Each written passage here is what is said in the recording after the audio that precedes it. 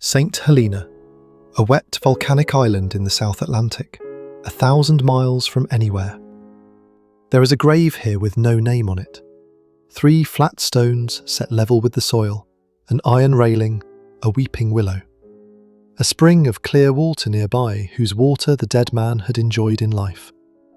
Under those stones lies the most powerful man Europe had produced in 1,000 years, buried on the rock of the enemy who beat him, thousands of miles from the country he ruled. In his will, he had asked to rest somewhere else entirely. "On the banks of the Seine," he wrote, "in the midst of the French people whom I loved so much." He did not get his wish, not for a long time. When Napoleon Bonaparte died in 1821, France did not bring him home. For 19 years his body lay on British soil. And when France finally reclaimed it, the country ran into a harder problem than any battle had ever posed. Nobody could agree on what they were burying. This is the story of how one nation fought for 200 years over a single corpse. For anyone who needs it, who the man in the ground was. Napoleon Bonaparte, a Corsican artillery officer who made himself Emperor of the French, and at his height ruled, directly or through puppet kingdoms, roughly 2 of every 5 people in Europe.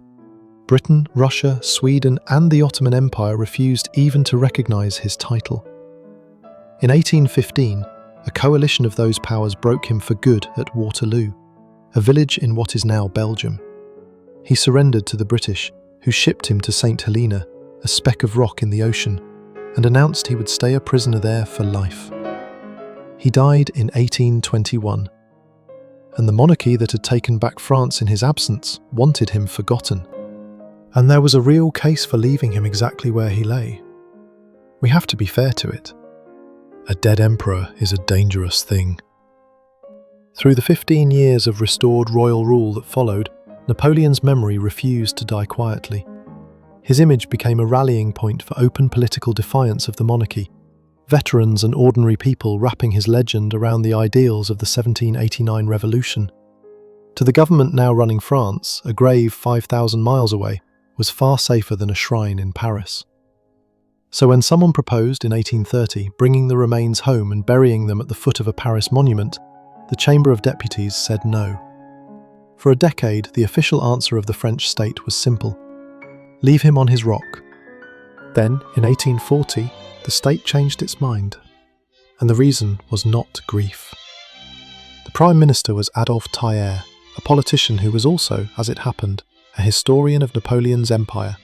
He wanted the body back as what he himself called a grand political coup de théâtre, a piece of theatre, one that would rehabilitate the whole revolutionary and imperial past and lend its borrowed glory to a dull and unloved king. That king was Louis-Philippe, whose own throne had been built on the settlement that followed Waterloo.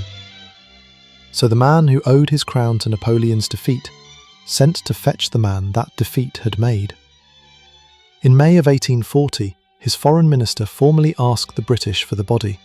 A law ordered the remains carried from Saint Helena to Paris and a tomb built at the expense of the state.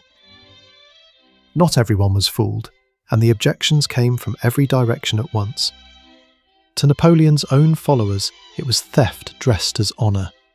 To hand the conqueror's arms to a beneficiary of Waterloo, they said, was to betray the most sacred duties. Across the Channel, Britain's Foreign Secretary, Lord Palmerston, thought the whole performance absurd and wrote privately that it was a really French idea.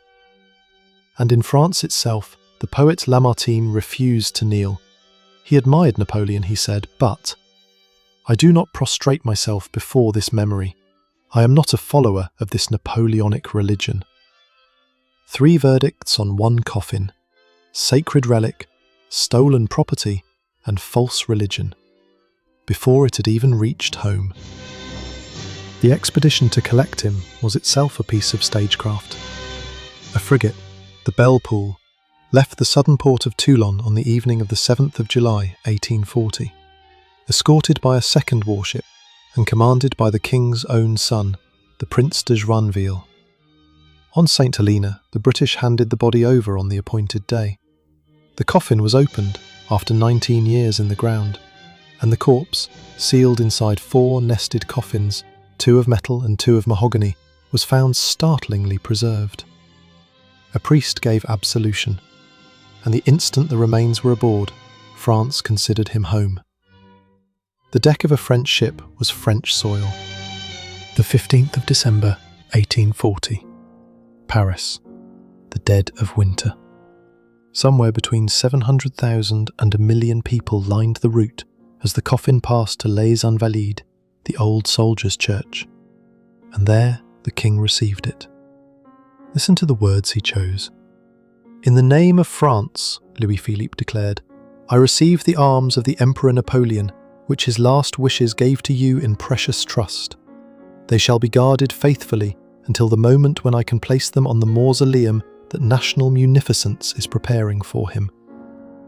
Guarded, in trust, by the state." It is the sound of a man taking possession, and it is exactly what his enemies had just accused him of. But a coffin is easier to carry than to keep. The mausoleum was not ready, and it would not be ready for a very long time. For more than 2 decades, Napoleon's remains sat in a side chapel, while France argued about how, precisely, to bury him. A single competition to design the tomb drew 81 architects, and the great sarcophagus, when it was finally carved, was cut from deep red stone quarried in Russia, released only by the personal permission of Tsar Nicholas I, from the same empire Napoleon had invaded and that had helped to destroy him. The enemy supplied the stone. The tomb was finished at last in 1861, 40 years after his death, under the reign of his own nephew, Napoleon III. And here is the other Napoleon, the one the tomb is careful never to mention. In 1802, he reinstated slavery across France's colonies, reversing the very abolition the revolution had proclaimed 8 years earlier. French soldiers were shipped to the Caribbean to force men and women back into chains. In one colony, Saint-Domingue, the attempt failed, and out of that failure, a free republic was born: Haiti. This is the Napoleon that Britain and half of Europe drew as an ogre in 1,000 cartoons. To one school of historians, he is the enlightened despot who laid the foundations of modern Europe. To another, the tyrant who put the chains back on. The code in one hand, the chains in the other. One man and both at once, the best and the worst of France, sealed together in the same red stone. So who does he belong to? In Poland, he is almost a hero. The man who backed their bid for independence, they name him still in their national anthem. In Britain, he stayed the ogre, the little tyrant of the cartoons. And in France, the argument never cools. Charles de Gaulle, who knew something about French glory, dismissed him in a single sentence. He left France smaller than he had found her. And then came the anniversary. On the 5th of May, 2021, 2 centuries to the day since he died on his rock, a French president walked to that same tomb beneath the same golden dome. Emmanuel Macron laid a wreath and chose his words like a man crossing a minefield. An enlightened commemoration, he called it, not a celebration. He praised the man who shaped modern France. He condemned the slavery he had restored as a betrayal of the spirit of the Enlightenment. And then he said the thing that gives the whole game away. Napoleon, he said, is a part of us. So France got the body back. Where Napoleon lies has been settled for 160 years, beneath a golden dome in a sarcophagus he shares with no one. What he means has never been settled at all. In 2021, on the 200th anniversary of his death, the country was still openly, bitterly divided over his memory. To some, the architect of modern France, whose legal code still runs through the law of half of Europe, To others, a tyrant the great powers of the world had once refused even to name. That was always the trap inside the coup de théâtre. You can dig up a body, you can carry it home in a warship and lay it under a golden dome. What you cannot do, what no French government in 200 years has managed to do, is own what the man inside it means.